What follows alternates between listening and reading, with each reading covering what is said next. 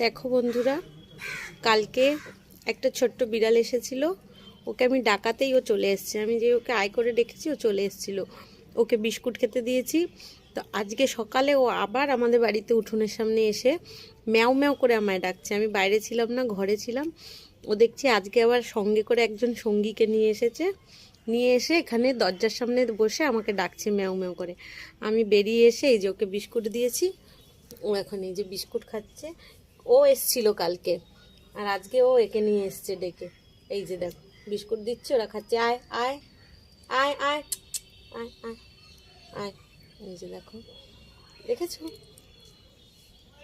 নে খা, খা, খেয়ে নে,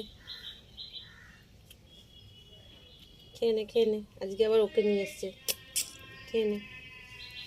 এই দেখো ওরা খাচ্ছে। ও একটু ভয় পাচ্ছে, আর ও কালকে যেহেতু এসেছিল ওর ভয়টা কেটে গেছে। ওকে ধরলেও কিছু করছে না। এই দেখো।